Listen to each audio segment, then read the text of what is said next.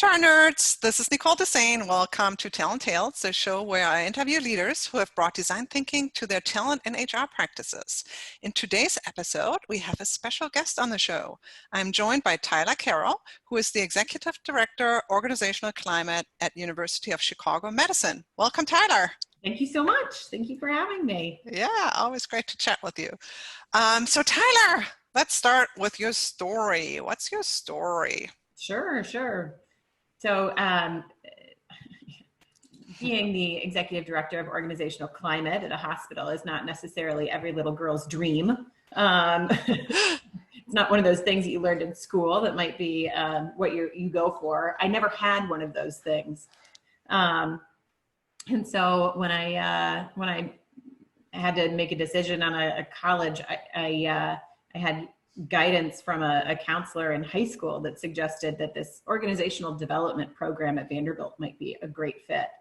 And it sounded great to me because I didn't know what in the world I would do with an organizational development degree, but it had to do with people. And that sounded good to me. Fast forward, when I graduated, I didn't know what I wanted to do still. So I went into consulting like anyone that doesn't know what they want to do. But I specifically worked in revenue cycle for healthcare organizations with a company that's now part of Huron. And I didn't know it at the time, but I was leading change management. I was leading change projects.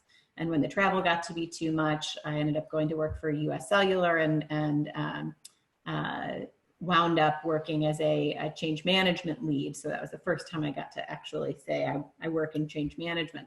And worked there for a couple of years before going back to get a master's in change. I went to Northwestern and finished my MSLOC. Joined Kraft Foods while I was there. And with each of these steps kind of realized I really like this people thing. And it was really interesting being in the people business in finance with a hospital. And then when I worked at US Cellular, I was embedded in operations. And when I went to Kraft, I was embedded in IT. So I got to see how people experience work in each of these different functions or areas in some unique ways. Eventually, no offense to anyone who works in CPG, it wasn't as exciting to me anymore. It didn't feel as purposeful to strive to improve the margin on cookies. And so I had the opportunity to get back into healthcare, which felt really good. It was just too much travel in the beginning. And long story short, here I am 6 years later, having worked at University of Chicago, which has had a profound impact on my life in many ways. And it is that much more motivating to me to think about how can we make this a better place for people to come to work, because they're doing really important stuff. It's important that we make this great for them too, not just for our patients. It's kind of interesting when you ponder your own story and there is a thread, right? I think you have like the change thread and there's some of this healthcare thread sort of as well, and the mission. And all things that I've just kind of fallen into, kicking off with a guy. I know. Maybe this would be a good idea. So thanks, Simmons. Yeah, no, that's sort of really interesting sort of thread that weaves it together. Speaking of, what's your creative superpower? I know you have a little visual to illustrate that.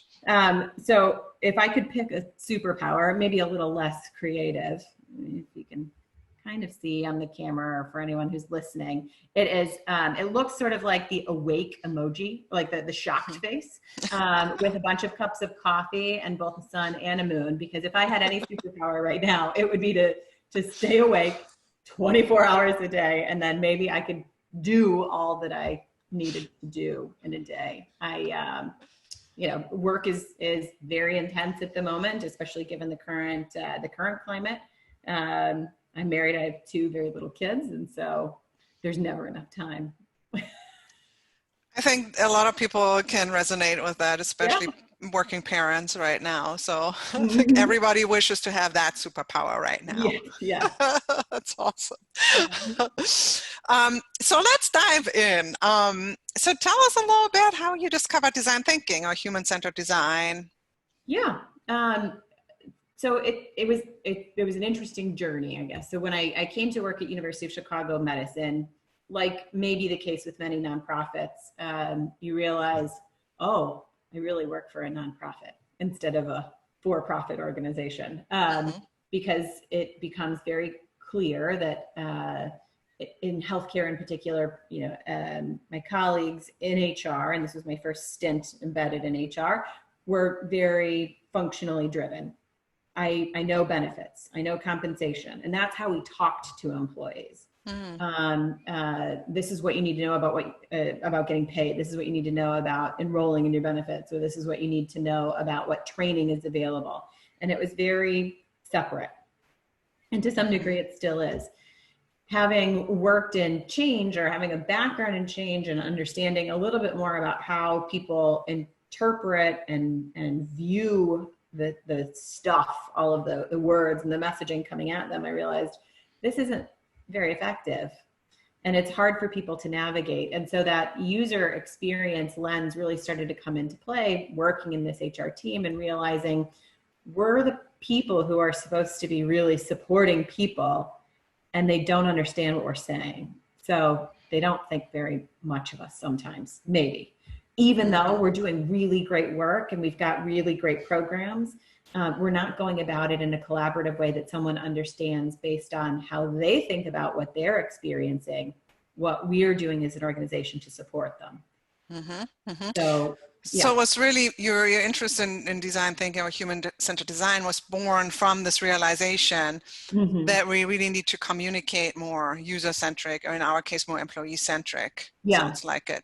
Well, and the face of it is communication, but from an HR perspective, what that means is that we need to work together more, and we need to work together differently.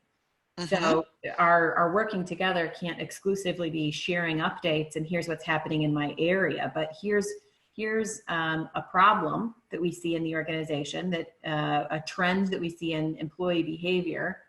How do we go about addressing that in a way that may not sit exclusively or exactly within one of these areas of functional expertise?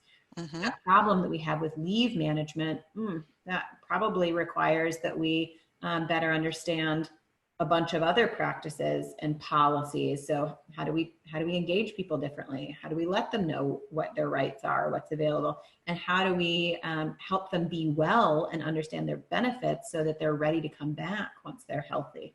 So that's a great segue, because I know you've done quite a bit of work around employee experience. Can you share a little bit sort of your insights from that work pre-COVID, and then we're gonna pivot post-COVID, because I'm kind of interested in comparing and contrasting that, especially in a company that supports frontline healthcare workers. So that would be very interesting, I think, for people. Sure. So a couple of years ago now, I'm sad to say, because it's taken a long time to get to this point, and we still have such a long way to go, but we were thinking about communication as sort of the cover, the lens that became the conduit for thinking differently about user experience and human-centered design. We were getting ready to prepare to move a lot of our intranet content to SharePoint. And as we were thinking about how do we organize it, we realized this is a mess. And how can we start to evolve the way we're thinking about organizing the way we talk to and share information with employees around a life cycle? And we recognized that, when we look at employee life cycle models that consulting firms use, or if you do a Google image search, everything is linear. I don't care if it's shown in a pie chart or something that people go around. It's all linear. You go from one phase to the next, and that's not how people experience things.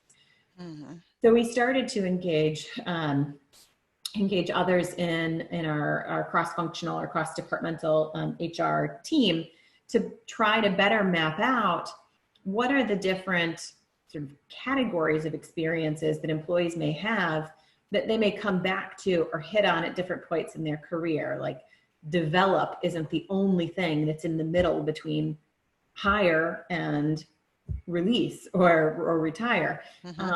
Develop may look a lot of ways to different people. And by the way, they're not just developing professionally, but also in their personal lives.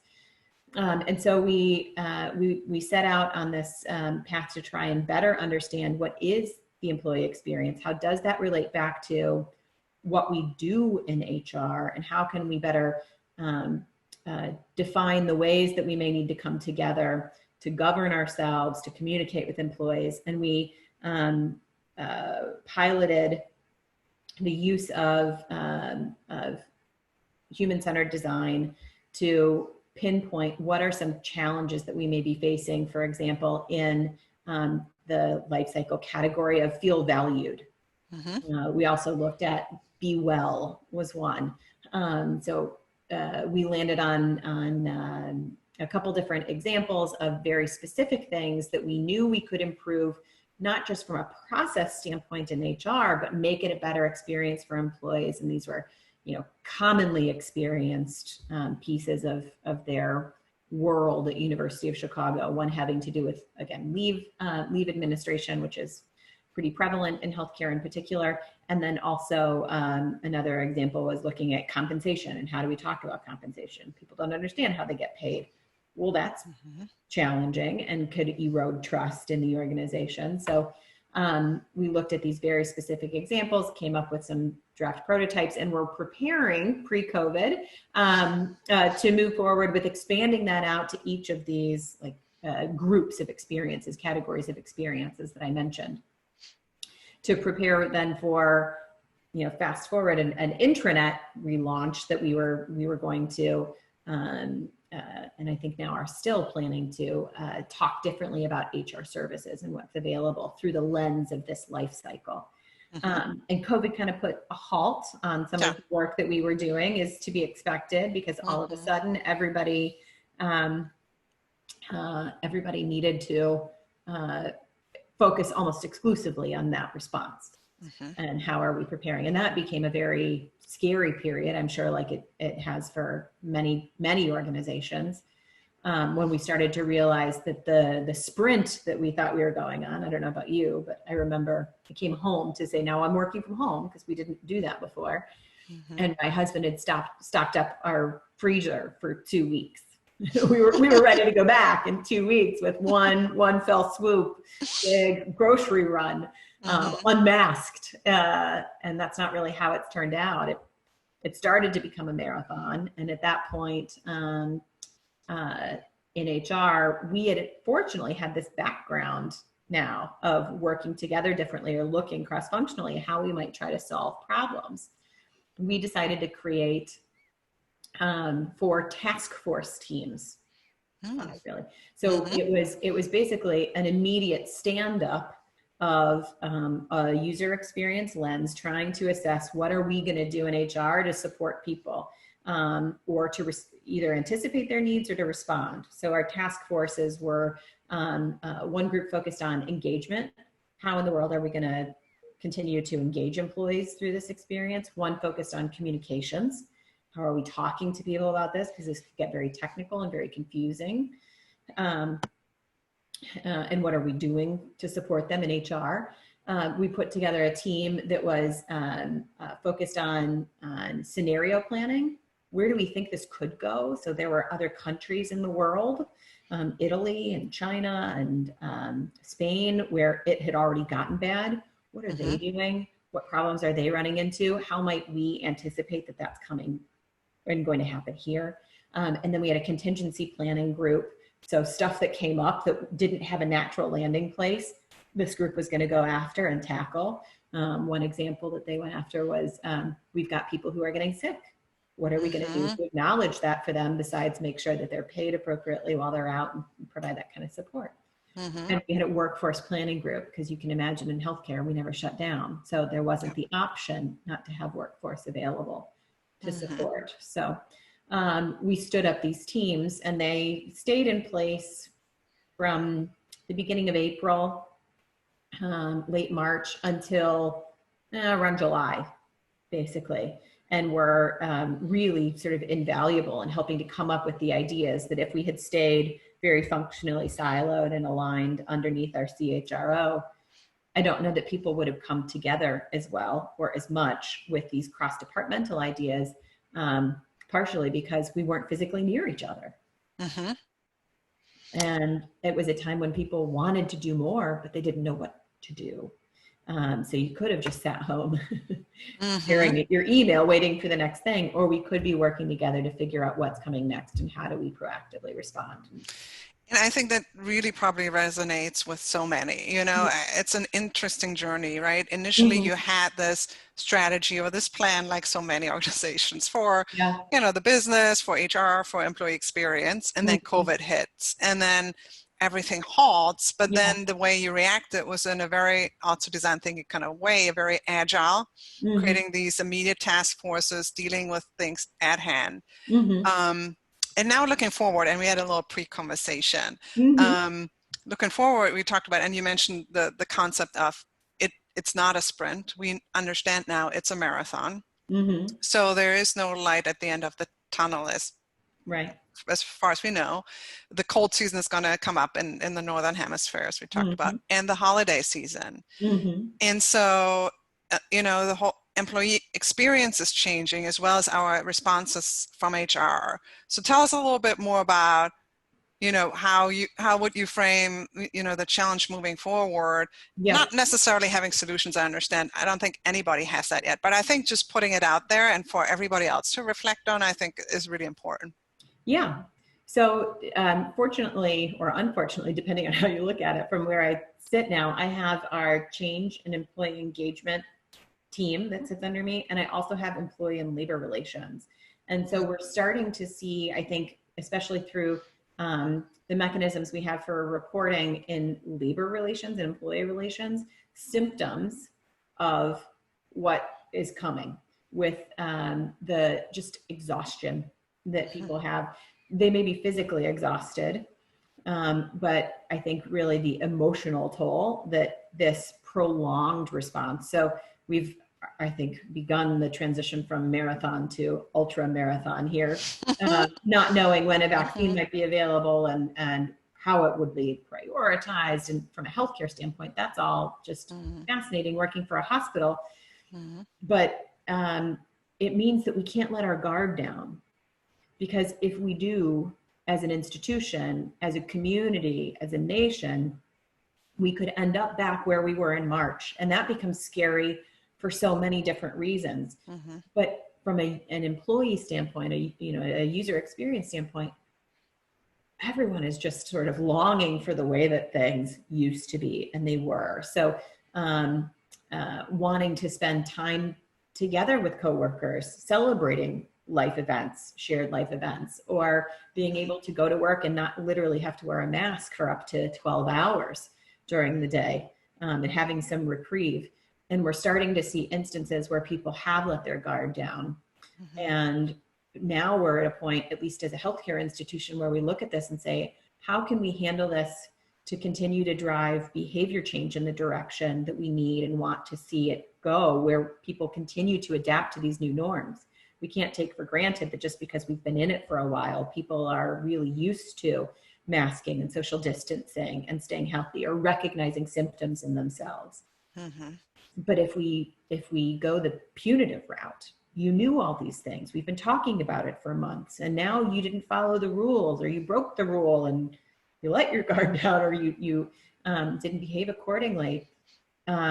Is there an excuse for that? And how do we balance the need to continue to maintain stability and an environment of safety for all of our employees and our patients, but also empathy for the fact that this is really hard and people are going to be missing out on things that have tradition and emotion involved in them, like the holidays.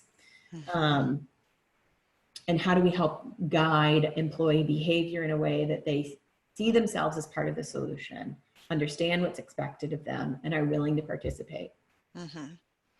Yeah, I think you really hit it on the head with this tension between safety, and I think even companies who are not in healthcare, right? They, especially if they go back to the office and things like that, and then the empathy part with the employees, understanding why this is happening right now and how do we come up with solutions that are, you know, sensible in this environment. So I think this is a tension that a lot of companies are facing. So we don't have the answers yet, but I think putting it out there and for us to start think about this is the season and this is where we're at, and really being honest, right, and Yeah. realistic about where we're at instead of wishful thinking, I think can help us Yeah. solve for it.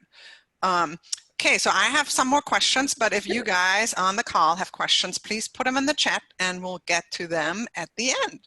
So I want to dive a little bit more, again, backtracking to human-centered design. Yeah. So when you think back about when you brought human-centered design or this user experience lens, as you put it, into the organization, what were some barriers that you encountered? So, I mean, the first one is always, well, we've always done it this way. Is it really broken? Right? A resistance to thinking differently. And much of the resistance, I think, really came from defensiveness, right? Because as I mentioned, we do a lot for our employees. I think we do a lot of great things for our employees. We have fantastic wellness and benefits programs and a rich compensation package.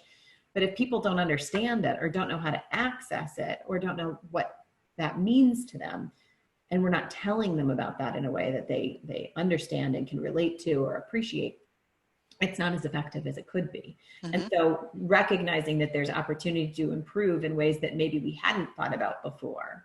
Or the other big challenge that we've had is thinking about trying to work on some of these things in a more cross-functional way, because there's been a sort of a threat to ownership in some cases. So, oh, well, I don't need your input, Tyler, on this thing that I'm working on in my space because I own that. So thanks, but I'm going to keep running with it. And that was great from an internal subject matter expertise standpoint, you know, the most educated person making the decisions. But from a user experience and an empathy standpoint, we really weren't going to move the needle on creating better relationships with our employees, achieving better commitment from our employees, and working together better as a more cohesive team. And so the biggest barriers were really resistance to, again, thinking about something new and also working together in a different way that may sort of threaten my authority and decision making, because I know more about this than others. So it sounds like main resistance from HR. Yeah. When you say, oh, yeah. Yeah. And so what were some of the tactics you used to overcome those barriers? Well, one thing, we were fortunate, our CHRO got behind this very quickly. And so we were able to get him on board and thinking about and trying to demonstrate some of the examples of where we were falling short, or where a shift could have added value, and articulate what that value could be, mostly coming from my team from an employee engagement standpoint. And thinking differently about and knowing the downstream impact of employee engagement. If we can make some of these adjustments, we might be more successful at an enterprise level, and in making the function look good. And anytime you can tell your boss that you can help to make their function look better for the rest of the organization, it hopefully goes well. With the pilots, we started to pilot the use of human-centered design to, again, try to pinpoint a couple very specific opportunities to capture better voice of the customer and to demonstrate value again. That the ideas that came out of this group of all non-leaders, and that was another component of our sort of governance or teamwork design, was that, you know, we weren't going to get anywhere with making some of these changes if everything was left up to the HR leadership team, the executive directors in the group. The problems that we're facing are the things that people who are closest to our employees are seeing every day, and they can best articulate them. And so we've had a little bit of a rub too with the tactical versus strategic, and where are we going with the function versus, well, you know, this problem that's popping up from employees today, and where those things meet in the middle. But I think through our pilots, we were able to demonstrate that we can work together on these cross-functional solutions. And there was a lot of joint learning that came from these little cross-departmental teams about, oh, well, I didn't know that when my part was done, your part picked up in the process. So we really got to better understand, I think, a lot more why things were challenging or confusing for a user when we did our voice of the customer work, because we didn't even really know some of our own processes in HR. So some of those realizations, I think, helped us to get over humps that we were facing. And now here we are getting ready to launch a new intranet platform internally, because ours is, like, in the nonprofit world, antiquated and not well maintained, and we've got a lot of opportunity. And there's an expectation that what we move forward with and the way we present content is in alignment with this employee lifecycle concept that we've developed and come up with, that is focused on the user experience. And so it's really cool to see how the conversations have evolved from, you know, Tom or Sue or Jim, do you have the stuff that you need to post? Do you have those documents, those tip sheets or whatever you were going to post on the internet? And now, like, oh, well, how are we going to organize this in a way that people are going to understand it? And if we organize it this way, what do we still have to create? What are the gaps? And how are we going to talk about these things? Oh, I think we need a consultant to do that. We can't just do that on our own because we haven't been successful with it before. So it's been a cool evolution to see. It's really such a cool journey that you know, and I know it seems in a way, you know, you had to halt, but I think even through this pause or this forced redirection, I think, you know, you learned something else that you now can incorporate in the whole process. Yeah. What's your favorite design thinking resource or hack? So when I think back on some of the resources we used in these workshops with the pilots, I think one of the most powerful and simple things, which I had no idea that it could harness this much conversation, but a stakeholder map. Really getting into and diving into who is impacted by this thing, because it was so eye-opening for people in a way that they hadn't really thought about all of the individuals who might be involved in one experience that have an influence on or an impact on, or who are influenced by or impacted by, and even helping people to think about how we might define segments within those stakeholder groups. We often sort of oversimplify and generalize to say, oh, well, this is for employees or this is for leaders. And that's why the stuff that we're developing or putting together doesn't resonate, because we haven't really thought about, well, what about this group within leaders or this group within all employees? And so that stakeholder map exercise was incredibly helpful in getting people to think differently about their impact on people that is varied and has nuance. Before they thought about it as just this thing, one big thing. So everybody, it's the employees or it's the leaders. Yeah. Yeah. So I always close with a surprise quote that I give you to react to. Are you ready? Yep. All right. So quote, how were you kind? How were you brave? How did you fail? Unquote. A mother's daily questions of her daughter. Oh, so, I mean, those are some very important questions to ask yourself. And I think especially right now in this sort of COVID world that we're dealing with, whether you're a daughter or a son or just a human, reminding yourself to think about these things every day, because there is just so much going on and people are so taxed. Knowing that about you and being grounded in your own experience, or asking yourself those questions. If I were to do that more, I might think more about how other people would respond, and how much more powerful could that be if I could think more about others and how they're feeling and thinking. It could inform my work in much different ways. Yeah, those are some really powerful words to close us out, Tyler. And thank you so much for joining us today. Such a great story that you shared with us so graciously. I really appreciate it. Thank you. It's been my pleasure. And thanks, everybody. See you at a future Talent Tales. Bye.